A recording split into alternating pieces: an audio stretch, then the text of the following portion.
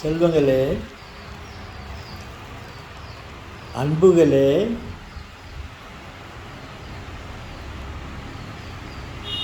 நான் ஒரு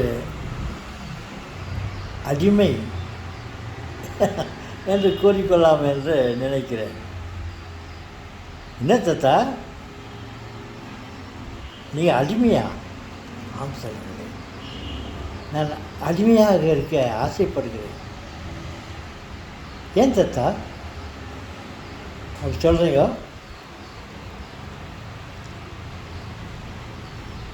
அன்பு என்னும் அன்புக்கு நான் அடிமை. உங்களோடு அன்பை பெறுவதற்கும் என்னிடம் இருக்கும் அன்பை உங்களுக்கு பரிமாறிக்கொள்வதற்கும் நான் ஒரு அடிமையாக இருக்க ஆசைப்படுகிறேன். அப்படி சொல்லுகிறேன். அன்புக்கு நான் அடிமை. ஆனால் நான் இப்படி சொல்ல விரும்பவில்லை. அன்பு என்பதும் தெய்வம் என்பதும் ஒன்று அல்லவா? இதை வைத்துக்கொண்டு நான் தெய்வம், என்னை தெய்வம் என்று சொல்லுவதாக நீங்கள் நினைத்து கொள்ள வேண்டாம். ஒரு விதத்தில் நாம் எல்லோருமே தெய்வம் தான். ஏன், நமது உடம்பில் இறைவனை குடிக்கொண்டு இருப்பதால் நாம் தெய்வம் என்று சொல்லிக்கொள்வதில் தவறு இல்லைன்னு நினைக்கிறேன். சரிங்க தாத்தா, நாங்களும் உங்களுக்கு அடிமை தாத்தா. அன்புக்கு நான் அடிமை. ஓகே, நம்ம ரெண்டு பேரும், நம்ம எல்லோரும் ஒருத்தருக்கு ஒருத்தர் அடிமையாக இருக்க ஆசைப்படுவோம். ஒருத்தர் ஒருவருக்கு நமது அன்பை செலுத்தி கொண்டு சந்தோஷமாக இருக்கிறோம். நான் அப்படி நினைத்து கொண்டு இருக்கும்போது அங்கே சண்டை போட்டு கொண்டு இருக்கிறார்கள். பாருங்கள், இஸ்ராயல்,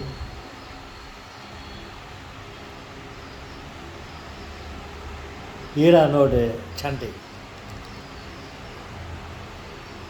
அவனுக்கு துணை செய்வதற்கு அமெரிக்கன் அவரோடு சேர்ந்து இவரை தாக்குகிறார். இதற்காக இவர்கள் சண்டை போட்டு கொண்டிருக்கிறார். பார்த்தால் எரிபொருள், ஆயில், எண்ணெய்க்காக இவர்கள் சண்டை போட்டு கொண்டிருக்கிறார்கள். நான் சொல்லிக்கொண்டே இருக்கிறேன், எண்ணெயை மறந்து விடுங்கள், மின்சாரத்தை நாடுங்கள்.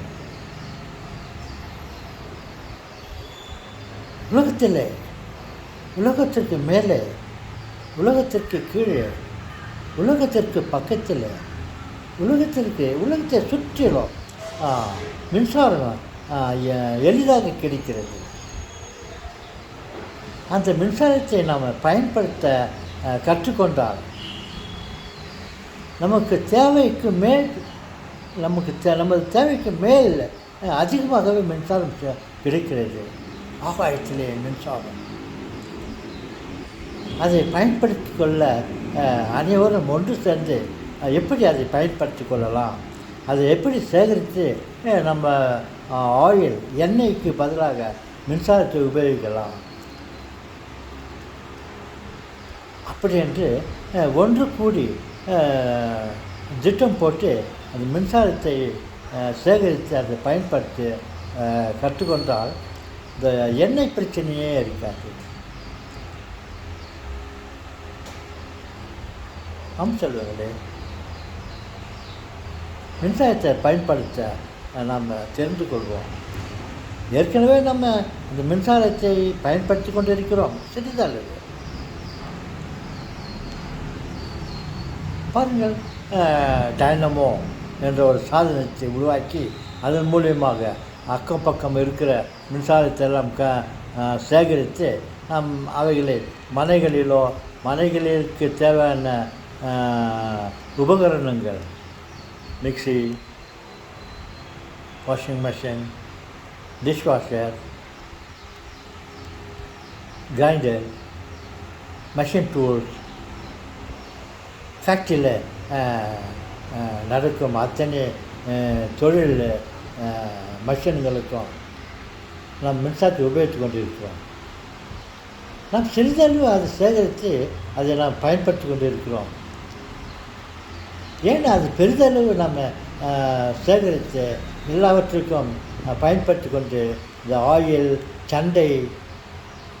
ஆயிலினால் சண்டை விரோதம் இவைகளெல்லாம் இருக்கிறது. அந்த விரோதத்தை வீசி எறிந்துவிட்டு நம்ம எல்லோரும் அன்பாக இருக்கலாமே. இந்த மின்சாரத்தை பயன்படுத்த ஒரு நல்ல விஞ்ஞானிகள் வேண்டும். நம்மிடம் விஞ்ஞானிகள் இருக்கிறார்கள். மனம் உண்டானால் மார்க்கம் உண்டு. எப்படி மின்சாரத்தை ஆகாயத்திலே இருக்கும் மின்சாரத்தை அந்தந்த இடத்திலேயே சேகரித்து அந்தந்த இடத்துல தேவையான இடத்துல நாம் பயன்படுத்தி கொள்ளலாமே என்ற ஒரு எண்ணத்தை அவர்கள் செய்து நிறைவேற்றி கொள்ளலாமே என்று எனக்கு ஆசைப்படுகிறேன்.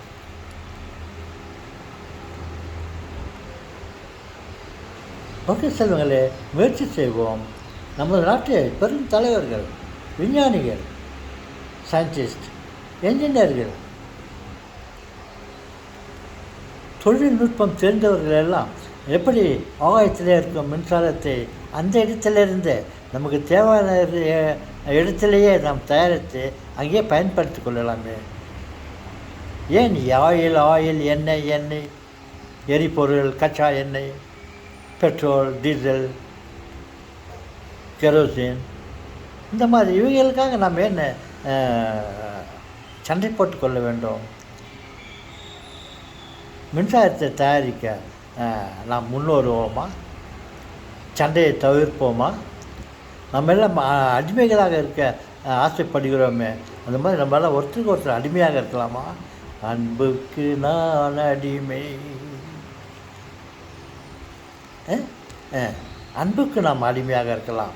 ஆயிலுக்கோ மற்ற எரிபொருளுக்காக நாம் மற்ற எரிபொருள்கள் என்றால் ஆயில் சம்மந்தப்பட்ட மின்சாரமாக எரிபொருள் அதை தயாரித்து அதை சேகரித்து நாம் பயன்படுத்தி கொள்ளலாம் என்று தான் சொல்ல வருகிறேன். ஓகே செல்வங்களே. தாத்தா, என்ன தாத்தா நீங்கள் எங்கே மறைஞ்சிக்கன்னு இந்தக்கன்னு பேசினுக்கிறீங்கோ? ஏன் உங்கள் முகத்தை காட்ட மாட்டேங்கிறீங்கோ? பாருங்கள் செல்வங்களே, நான் இந்த மாதிரி பல கருத்துக்களை சொல்லியிருக்கிறேன்.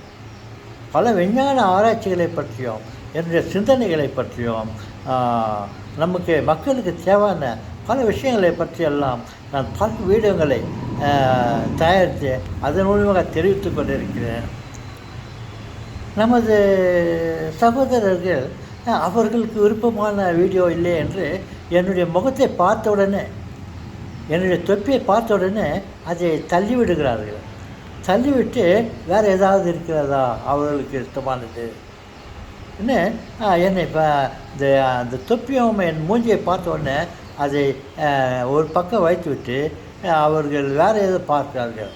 அப்படி இருக்கும்போது நான் இந்த மாதிரி நல்ல நல்ல கருத்துக்களை எல்லாம் சொல்லும்போது இவர்கள் அதை அப்படி தள்ளி விட்டுறதுனால அவர்களுக்கு நான் சொல்லும் அறிவுரைகள்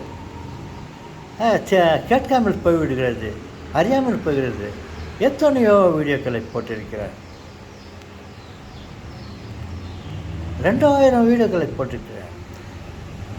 இந்த 2 நாளுக்கு முன்ன தான் 2200 வீடியோக்களை நான் முடித்து விட்டேன். இந்த 2200 வீடியோக்களில் 2200 விதமான கருத்துக்களை, என்னுடைய ஆராய்ச்சிகளை, என்னுடைய நல்ல எண்ணங்களை எல்லாம் தெரிவித்து கொண்டிருக்கிறேன். ஆனால் நமது வீடியோ விரும்பிகள் எதையோ நினைத்து கொண்டு என் முகத்தை பார்த்த உடனே அதை அப்படி தள்ளிவிடுகிறார்கள் என்று நினைக்கிறேன். அப்படி தள்ளிவிடுவதனால் நான் இத்தனை வீடியோக்களில் என்னுடைய கருத்துக்களை நமக்கு உபயோகமாக இருக்குமே என்ற ஒரு கருத்துக்களை நான் சொல்லியிருக்கிறேன். இவர்கள் ஏதோ ஒரு வீடியோவை அவர்கள் விருப்பமாக மட்டும் பார்த்துவிட்டு இதையெல்லாம் தள்ளிவிடுகிறார்கள். அப்போது நான் இந்த கருத்துக்களை நல்ல விஷயங்களை சொல்லி என்ன பிரயோஜனம்? யாருமே பார்ப்பதில்லை. என் மீது கோபம் இல்லை அவர்களுக்கு. இது ஏதோ ஒரு தாத்தா இந்த மாதிரி சயின்ஸ் விஷயமாகவும் எல்லா நேரத்தையும் பேசுகிறாரு. பாருங்கள், இந்த நட்சத்திரத்தை பற்றி சொன்னார். அவர் நட்சத்திரங்கள் அப்படி ஜொலித்து கொண்டு இருக்கிற இந்த வானத்தில். இவர் தாத்தா என்ன சொல்கிறாருன்னா, அதெல்லாம் நட்சத்திரங்கள் இல்லை, அதெல்லாம் கற்பாறைகள், அது தானாக அது நமக்கு ஒளி தருவதில்லை, சூரியனை போல் அது ஒளி தருவதில்லை. அந்த அந்த பாறாங்கல்களின் மேலே நட்சத்திரம் என்ற கூறும் அந்த பாறாங்கல்களின் மேலே சூரிய வெளிச்சம் அதன் மேலே பட்டு அது நட்சத்திரங்களாக பிரதிபலிக்கிறது என்று சொல்லுகிறார். அப்படி என்று அவர்கள் நினைக்கிறார்கள். நான் உண்மையைத்தான் சொல்லுகிறேன் செல்வங்களே. அந்த நட்சத்திரங்கள் எல்லாம் அது ஒளிவிட்டு எரியும் நெருப்புகள் அல்ல, விளக்குகள் அல்ல.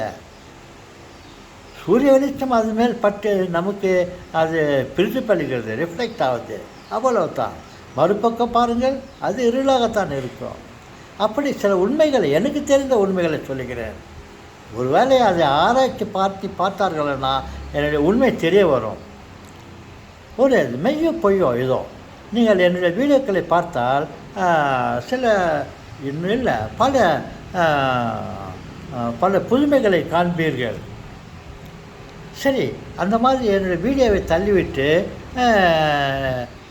வேறு ஏதாவது பார்க்க போகிறார்கள் என்றதுனால என்னுடைய முகத்தை நான் இந்த வீடியோவில் காட்டவில்லை. சரி, என்னவோ ஒரு சீன் இருக்குது, ஏதோ ஒரு விண்டோ டேபிள் என்னவோ இருக்குது, சரின்ட்டு ஏதோ பார்க்கலான்னு சொல்லிட்டு பார்த்தாங்கனாக்கா நான் சொல்லும் விஷயங்களை தெரிந்து கொள்வார்கள். அதன் பிறகு தாத்தா போட்ட வீடியோடா இதில் போல் நல்லா சொல்லிக்கிறாரு, மின்சாரத்தை பயன்படுத்தலாமே, ஆயிலில் தவிர்க்கலாமே, நல்லா சொல்லிக்கிறாரு அப்படின்னு நினச்சிட்டு, சரி இதுக்கு முன்னாடி இவர் போட்ட பல வீடியோக்களை நம்ம திருப்பி பார்க்கலாம், அதிலெல்லாம் என்னென்ன சொல்லிக்கிறாருன்னு நம்ம தெரிஞ்சுக்கலாம், நமக்கு உபயோகமாக இருந்தால் அதில் பயன்படுத்தி கொள்ளலாம் என்று ஒருவேளை அவர்கள் முன்னுக்கு வருவார்கள் என்ற ஒரே காரணத்தினால் என் முகத்தை காட்டாமலே நான் பேசிக்கொண்டிருக்கிறேன், என் தொப்பியை காட்டாமலே நான் பேசிக்கொண்டிருக்கிறேன். இப்போ யாராவது இந்த வீடியோவை அப்படியே தள்ளி கொண்டு பார்த்துட்டே வரும்போது இந்த வீடியோவை பார்த்தா, சரி இதில் என்ன இருக்குது, இதெல்லாம் பார்க்கலான்ட்டு பார்ப்பார்கள்.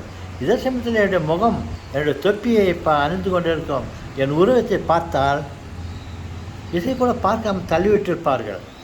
என் முகத்தை காட்டாததுனால இவர்கள் ஏதோ ஒரு வீடியோ இருக்குது பார்க்கலான்னு பார்த்தாக்கா அந்த நல்ல கருத்துக்களை கொண்ட இந்த வீடியோ அவர்கள் பார்த்து, இந்த மாதிரிலாம் தாத்தா வீடியோ போட்டுக்கிறாரா அப்படின்னு ஒரு வேளை நினைப்பார்களோ என்ற காரணத்தினால் என் முகத்தை நான் காட்டவில்லை. வேண்டுமென்றால் இப்பொழுது காட்டுகிறேன். ஏன்னால் அது எதோ வீடியோ சொல்லிட்டு அவர் பார்த்துட்டு பிறகு அது தெரிஞ்சு கொண்ட பிறகு இதை யார் போட்டதுன்னு தெரிந்து கொள்வார்கள். தாத்தா போட்ட வீடியோடா, தாத்தா எடுத்த பிறகு இதோ தாத்தா உட்காந்து பேசுகிறார்ப்பா, இவர் போட்ட வீடியோ. அப்போ இவர் போட்ட வீடியோங்கெல்லாம் இந்த மாதிரி தான் நல்ல நல்ல வீடியோக்கெல்லாம் இருக்கும், நம்ம எல்லாத்தையும் மிஸ் பண்ணிட்டோமே, சரி இது மட்டும் நம்ம பழைய வீடியோங்கள் எல்லாம் நம்ம புரட்டி பார்க்கலாம் அப்படின்ற ஒரு வேலை பார்க்கலாம் என்ற ஒரு எண்ணம், குருட்டு எண்ணம் என்று சொல்ல முடியாது, ஏதோ ஒரு எண்ணத்தினால் அவர் பார்த்தார்களா பயன்பெறுவார்களே என்று ஆசைப்படுகிறேன். வீட்டில் அம்மா சாப்பாடு செய்து வச்சுக்கிறாங்க, அதை சாப்பிடாம போட்டாக்கா என்ன பிரயோஜனம்? தாத்தா ஏதோ சில ப்ராஜெக்டுகளை என்னுடைய வீடியோவில் போட்டிருக்கிற அதை நீங்கள் பார்க்காது போனாக்கா சோத்துக்கு தானே நஷ்டம், நான் போட்ட வீடியோவுக்கு தானே நஷ்டம். ஓகே சொல்லுங்களே, பாருங்கள் என்னுடைய வீடியோவை பாருங்கள். நீங்கள் எனக்கு சப்ஸ்கிரைப் பண்ணணும்னு நான் சொல்லவில்லை. உங்களுக்கு விருப்பமானால், உங்களுக்கு தர்மம் செய்ய எண்ணம் இருந்தால் சப்ஸ்கிரைப் பண்ண வேண்டிய பண்ணலாம் என்ற எண்ணம் இருந்தால் எனக்கு சப்ஸ்கிரைப் பண்ணுங்க. ஓகே, என்னுடைய வீடியோக்களை பாருங்கள் என்று பணிவன்போடு கேட்டுக்கொள்கிறேன். நேற்று தான் பணிவன்போடு சொல்கிறீங்க, நடிக்கிறீங்க. ஓகே, வணக்கம்.